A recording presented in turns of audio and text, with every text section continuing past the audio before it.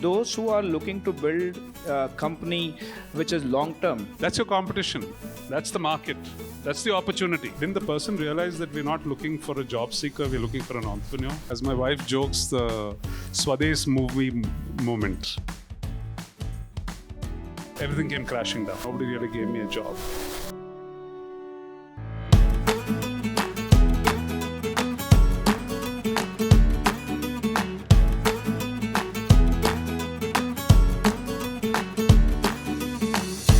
When you started Blume so many years back, like over a decade back, what did you think? What did you think was a need for you to start a new fund?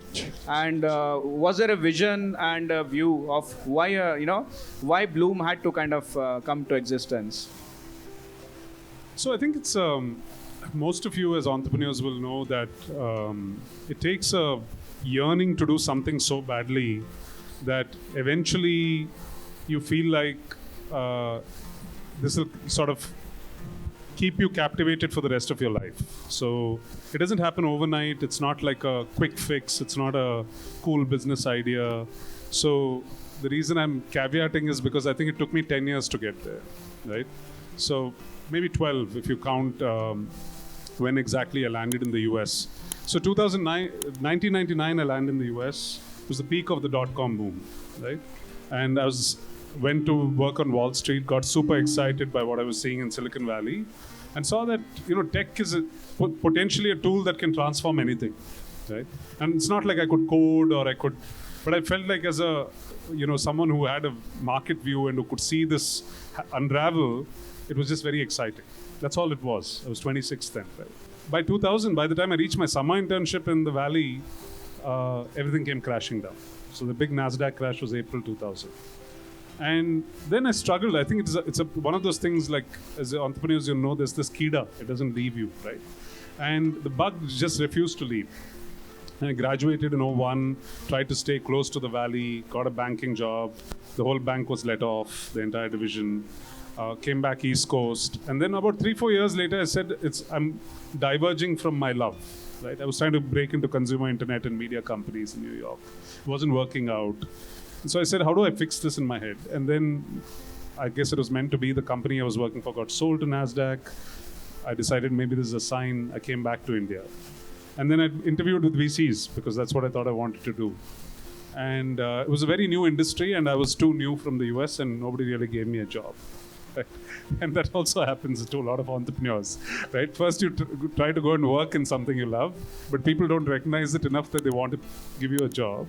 And it's good I didn't get a job because otherwise Blume may or may not have happened. And then I worked in media and, curiously started connecting back to the angel groups through my employer, the Times Group.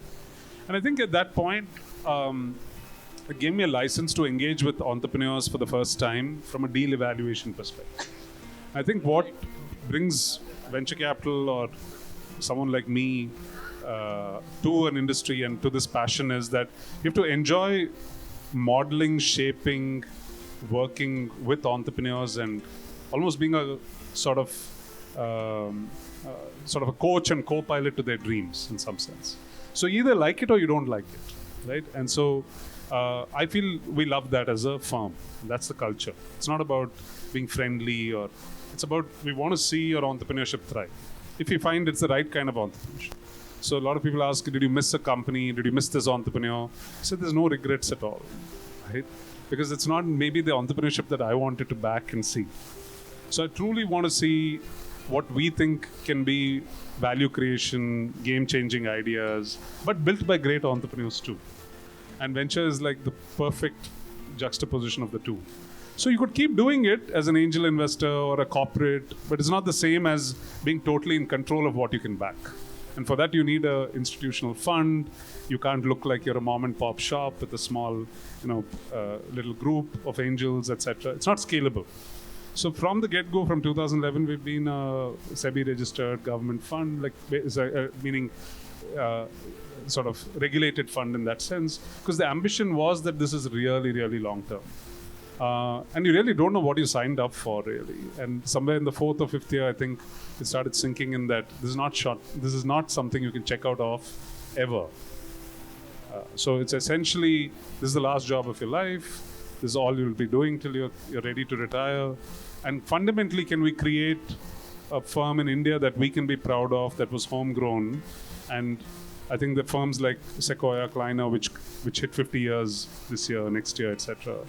And can we be that firm in 2050, let's say, right? And so that's the ambition, if you ask me. And I think that I would be arrogant to say that's how I started off. I would say, but by the fourth, fifth year, it became important to know that it's not 2-3 guys and their ability to scale a cute lifestyle business. If you want to build an institution, you have to think much like any of our founders. We don't have to hire hundreds, but you have to hire tens, you have to groom them, and you have to build a lifelong mission orientation in each one of them, right? The difference between startups and a venture firm, I would argue, is that here you can have phenomenal talent who puts 3-4 years at a time, and you can still build a great company. I don't think you can build a great venture firm that way. Everybody has to be ready to put in 3-4 cycles, which is 20-30 years really, to see enterprises start from zero and go to that point. And all of this is very important when we speak of the context of early stage. This is what we like to do.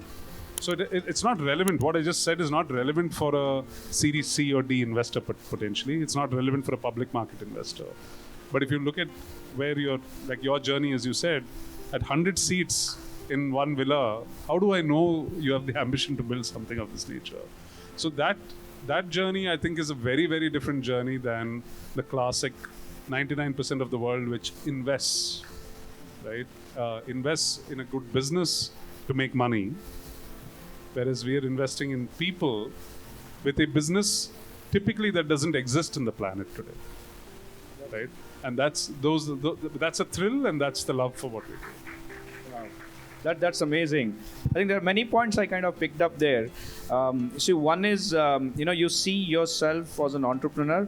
And of course, I think one of the biggest differences when you give example of Sequoia, etc. A lot of them who are running in India, they're really partners in the true sense who grew into it. You're essentially a founder who I'm sure had to kind of struggle around to build a fund, at least in the initial stages till the momentum got built. And which I think also shows a side of you where the way you are able to connect to startups and founders, and you're not only looking at just the money. I think the connect that you would feel with the founders and the companies and entrepreneurs, right? Would you like to elaborate more on that? No, it's interesting you say that. There are all these perils of also becoming large, which is how the market suddenly sees us after raising a 250 plus million fund. So suddenly they put you in a different bracket, right? They've forgotten where our origins were from, right? And they've also, I think, forgotten that we're still the same people, right? So, and also, I would really work hard for the rest of my time at Blume, and hopefully somebody takes over, to ensure that culture is not lost. So why I'm saying that is that today, when an entrepreneur plugs into talking to Blume, they assume that we are a very different fund than what we were in 2011, right? So you saw us in 2015, 16, which is still a very nascent firm compared to what we have today, right? It's very difficult for us to convince the new founders that we are still that old firm, same values. So it's almost like now the founder thinks you're just money. We're not. We've never been about just being money, right? And I think that journey that, as you rightly said, is something that people take for granted. And I'm having challenges on two fronts, right? I'm having challenges on convincing founders that we're still the same Blume. I'm also having challenges of convincing my team members that we're the same Blume, right? There's this implicit assumption that, literally I've made these 2-3 statements without telling who I made them to in the last week. Okay. So somebody on the internal hiring front, I said, didn't the person realize that we're not looking for a job seeker, we're looking for an entrepreneur? I actually said this on an email. Okay. So, and then on the founder side, I said something like, I understand your pain. I know what you're asking me, but my sympathy level is only to a certain point because I've also been through it. Still I'm experiencing it 12 years down the line. It's not like I've gotten rich on this, right? It's all a lot of effort which is yet to pay off fully. and you're in a hurry to show that somehow you want to be able to make more rewards ahead of time. And it's a principle difference. If you're so different polar apart on those principles, I don't think we'll be good partners. Fantastic founders, bootstrap, 4-5 years, and basically I don't get a sense that they're able to relate to what I'm saying. We may or may not work together, right? So I think you'll have to hold those core principles of yours very close to your heart for the firm to continue building the way it does, right? So it seems idealistic at times, but yeah, I think that's also who we are at Blume. We're sort of foolishly idealistic most days. Yeah, that's very interesting. And I think one of the things which I can relate to for sure is, I think those who are looking to build a company which is long-term, I think they stick more to the values rather than I'm here to just make money, right? Somebody who's there to just make money, they may as well try to do something and exit in 3 years, etc. And which I think, I must comment that, in Blume, the average stay of key people that I see is so long, and which I think, so the DNA is kind of there, what Blume is, and people are there to stay much longer. And many people, key people I interact with, they are there for the purpose, and they relate to it. And I think it's very important that you're saying that I think people should not start thinking Blume is now something else, right? I can see from your perspective. Yeah. And moving on, I will, as a question, when you back in the days when you started, I'm still on your own entrepreneurial side of Blume, is you probably would have had a choice to have done something similar, maybe in the US as well. I'm not sure if it was so popular. I'm pretty sure it was not that popular to be doing what you are doing, to do it in India, right? Nobody would have thought, India could have come here, or the momentum that is built. Of course, many would have been thinking, but, to have that feeling that it will really rise here. And for me, the question, if you go back to the days when you're starting, and from there to now, like a 10 plus years, there are two sides, right? Did you expect India to be where it is right now? Or were you actually thinking it could be even bigger as well? That's one side of it. Other side is, Blume is sort of related to Indian startup ecosystem in a way. As Blume, as a fund as well, were you expecting the $250 million, etc.? Were you expecting that this is where you would come? How do you look at your 10 years? Lots of great questions, but I think they're 2-3 different questions. So I think the motivation goes back to, as my wife jokes, the Swadesh movie moment, right? So that was 2005 December, as I was still trying to convince her that we should move here. And I think the twin marrying of the idealism that I'll make far more of an impact back in India than be one of many hundred MBAs floating around with a very similar resume in New York was important to me, right? So it was like classic parable of big fish, small pond, small fish, big pond. So essentially, for the privilege that I thought I had growing up, for the education that I had, it felt like there was so much more I could give back to this economy than that economy. And while I respect, appreciate, love, a lot of things about the US, I didn't feel like that's where I wanted to call home long term. So that was a personal choice. It could differ for different people. Yes. So you can't hold that against them.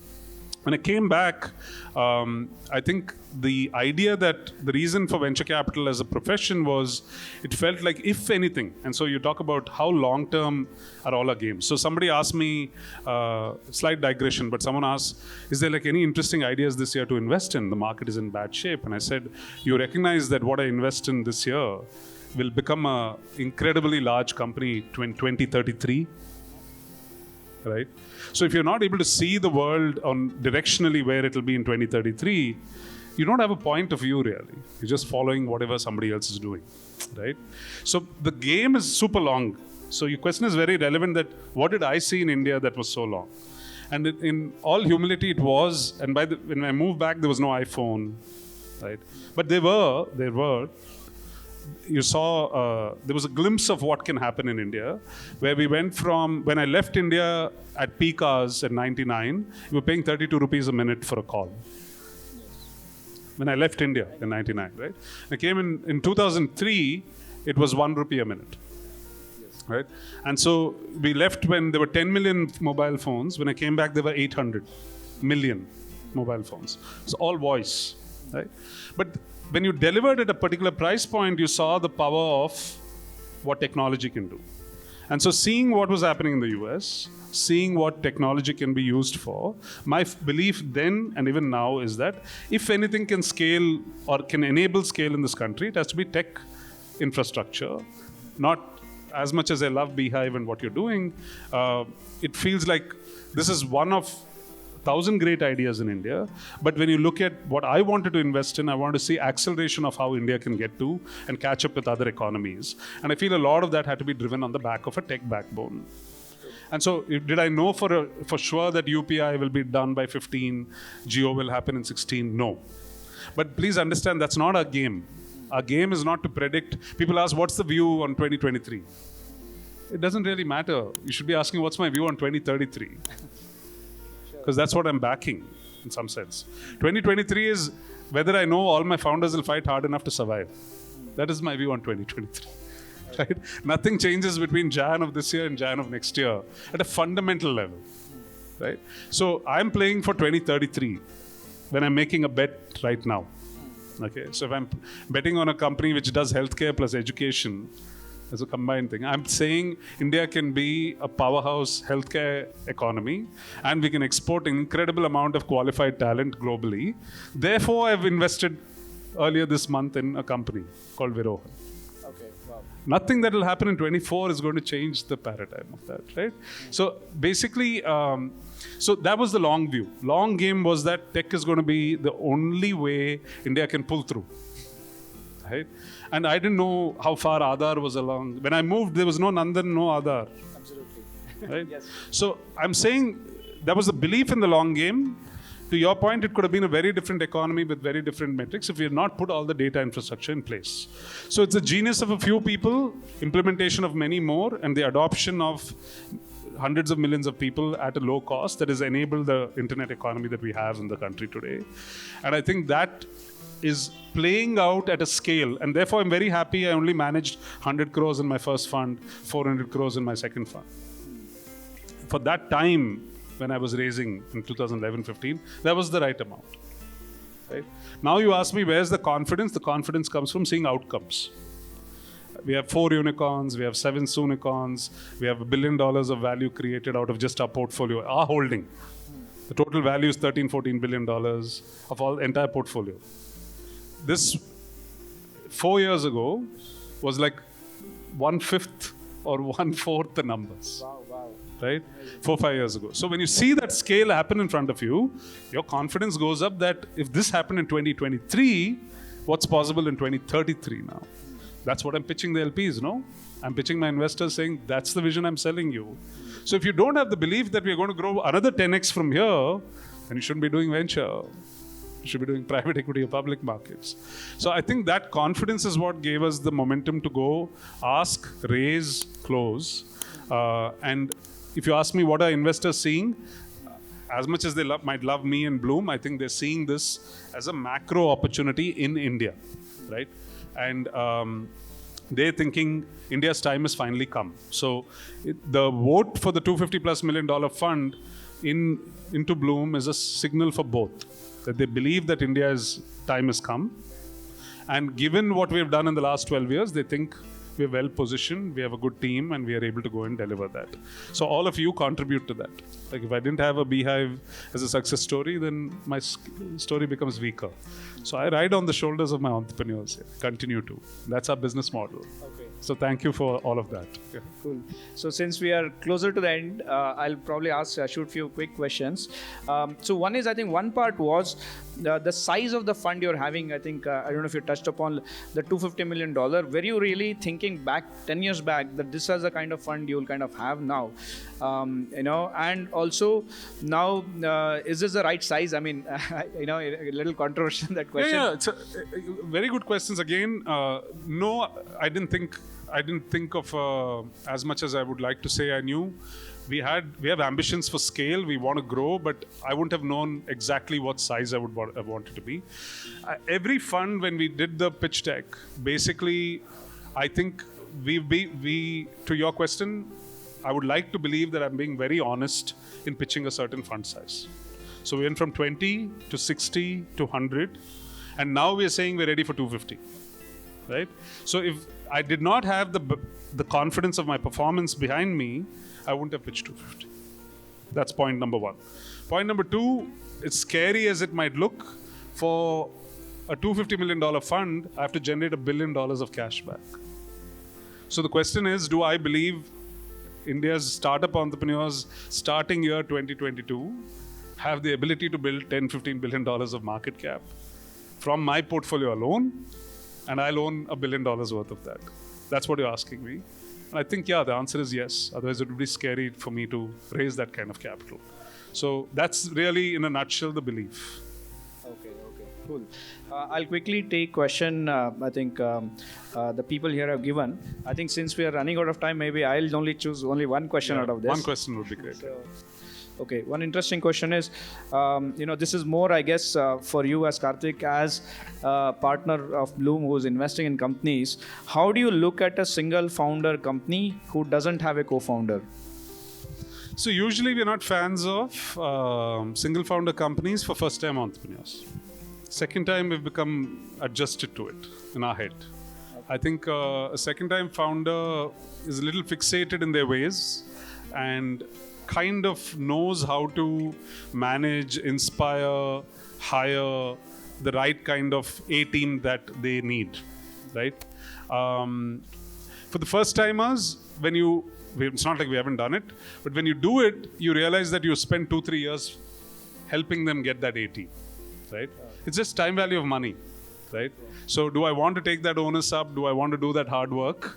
I'd rather not, if you ask me. So it's not impossible, but it's unlikely. And I think the reason is it's emotionally very, very, very, very challenging for founders as is, right? And I realize that every time I have a sparring session with a founder, that there's so much, and I'm saying, if I wasn't there in front of you, who would you be talking to? Right? And I'm thinking, you need like massive support systems, and it can't be somebody who checks in once a week, once a month, like an investor or a friend. You need someone day in, day out who lives that journey with you. And sadly, that can't be your spouse or, girlfriend or whatever, or boyfriend. It's got to be someone who's in the business worrying about those issues. That's what I think co-founders bring, right? And second, it brings this idea to me that it almost feels like a prerequisite to judge somebody to build great teams. Great teams in the early stage companies and radical ideas are built around selling a vision, a mission, right? And if you didn't think one other person on the planet bought that with you, then convincing an A team to come and stick with you for 5-7 years is not easy in my view. So the more the demonstration of that, the better in my view. So there's no formulas. People get stuck on formulas. I'm mandating a formula. And I think I see more and more second-time founders saying, I can manage this on my own. Okay. Yeah, I think somebody has already built a company. I think so. A lot of those they've already figured, and yes, even though they're single founder, but they actually already have a team. That's right. Of core people, right? Right? I think that makes a difference. Yeah. So I think one of the punchline I leave you with is basically, if you look at superhero movies in 1990s, superhero movies were single superhero, right? There was one villain, vanquishable villain. It's like one-on-one, I'll take you on and win, right? Today, a superhero movie has nothing less than 4-5. Sure, yes. Right? And if you go to an Avengers End State, you have like 20. Absolutely. Right? That's your competition. That's the market. That's the opportunity. You can't go win onesies and twosies anymore, right? So there's no superhero film post-2005 where single people win anything, right? So it's the same philosophy and principle. Right? That's all it is. That's amazing.